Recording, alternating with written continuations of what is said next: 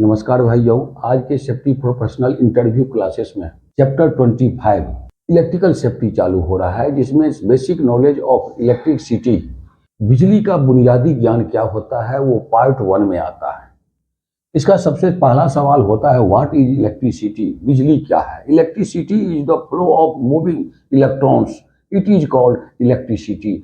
Electrons को आपस में घूमने से ही बिजली पैदा होती है, जिसमें एग्जाम्पल के तौर पर आपको इलेक्ट्रॉन को माइनस वायर बोला जाता है, प्रोटॉन को प्लस वायर बोला जाता है और न्यूट्रॉन को न्यूट्रल वायर कहा जाता है।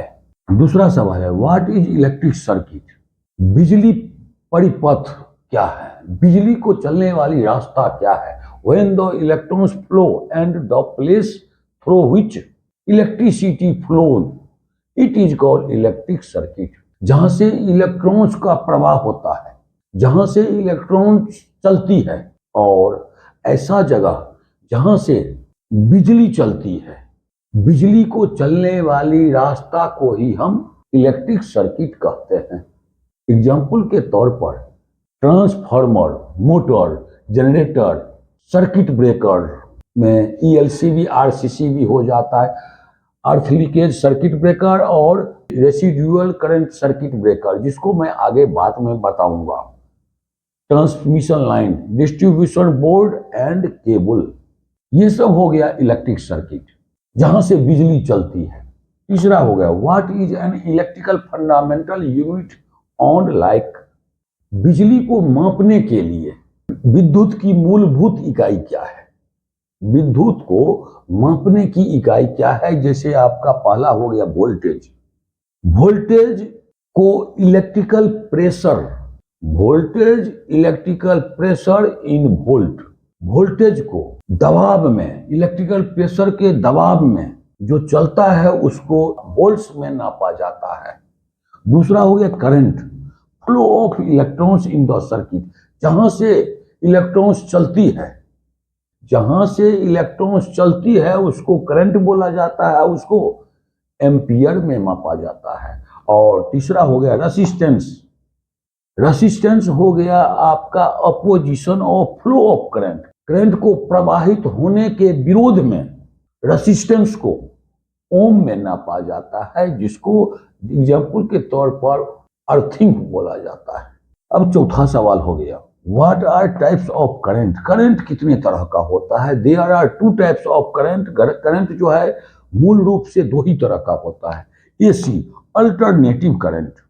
अल्टरनेटिव करंट जो होता है एग्जाम्पल की तरह से टेढ़ा मेढ़ा होकर के चलती है, आगे पीछे होकर के चलती है। एग्जाम्पल के तौर पर जैसे किसी गाड़ी को टेढ़ा मेढ़ा रास्ता से चलाने पर क्या हो जाता है, उसका स्पीड घट जाता है, उसी तरह से अल्टरनेटिव करंट टेढ़ा मेढ़ा रास्ता से चलता है। अदल बदल कर चलने वाली रास्ता से जो करंट चलती है वो AC होती है। और दूसरा हो गया DC करंट। डायरेक्ट करंट को प्रत्यक्ष धारा कहा जाता है, जो एक ही दिशा में लगातार बढ़ती रहती है, जो it is a very danger for human body, या किसी भी जीव जंतु के लिए, आदमी के लिए वो बहुत खतरनाक होती है। पांचवा हुआ how to passes of current.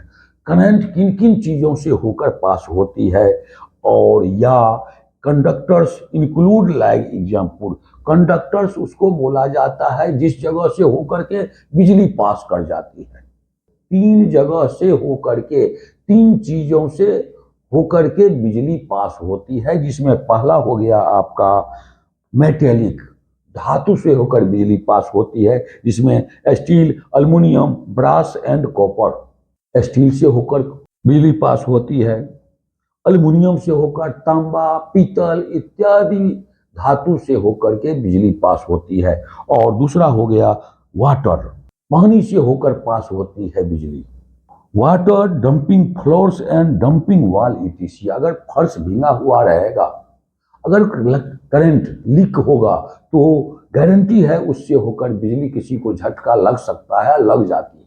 वैसे ही वाल अगर का दीवार अगर भींगा हुआ रहेगा और उसमें अगर करंट लीक होगा तो उससे होकर के बिजली पास हो जाती है, कहने का मतलब है जहां का पानी का अंश है जिस जगह, वहां से बिजली पास हो जाती है। और तीसरा हो गया human body and other living organism.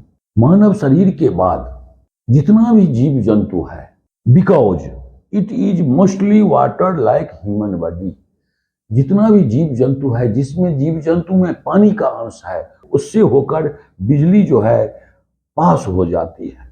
तो बिजली पास होती है तीन ही चीजों से हो गया। पहला हो गया मेटेलिक, दूसरा हो गया वाटर और तीसरा हो गया ह्यूमन बॉडी। छठा सवाल हो जाता है what are types of energy. Energy जो ये जो करंट है वह कितने तरह का होता है। एक तो बताया एसीडीसी होता है, अब वो कितने फेज का होता है। What are types of phase supply like example, वह कितने फेज का होता है, तो 2 फेज का होता है। कहने का मतलब है फेज सप्लाई के आधार पर 220 वोल्ट होता है और 440 वोल्ट होता है।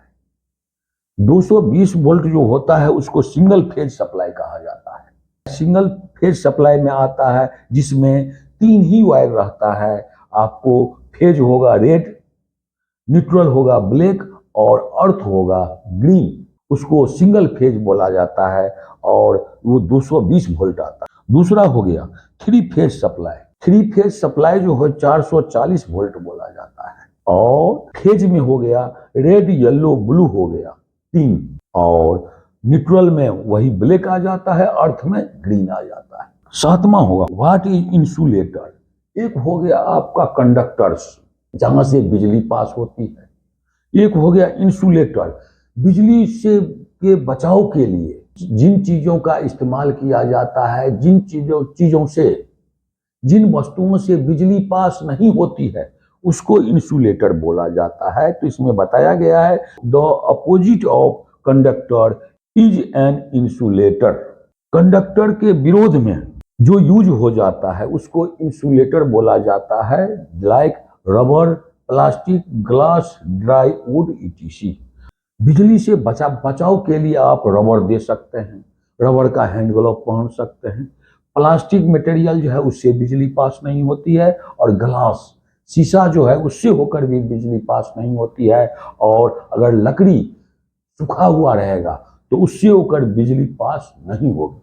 अगर लकड़ी भींगा हुआ रहेगा तो पानी का अंश जहां हो जाएगा उससे होकर बिजली गारंटी पास हो जाती है और आदमी को करंट लग जाता है। अब आपका अगला अध्याय होगा इलेक्ट्रिकल शॉक आदमी को कैसे लगता है, हाउ टू शॉक, और शॉक प्रोटेक्शन, शॉक से बचाव के लिए, बिजली के झटका से बचाव के लिए क्या क्या इक्विपमेंट इस्तेमाल किया जाता है और क्या क्या बचाव हम लोग कर सकते हैं। तो अभी का क्लास आपका समाप्त हो गया, और आपको वीडियो देखने के लिए बहुत बहुत धन्यवाद। और वीडियो को जो देखते हैं तो उसमें उसको लाइक करें, शेयर करें, और अगर उसमें कमी हो तो कमेंट के द्वारा बताएं, जो मैं उसको सुधार करने के लिए गारंटी रूप से तैयार रहता हूँ। ठीक है, थैंक यू, बहुत बहुत धन्यवाद।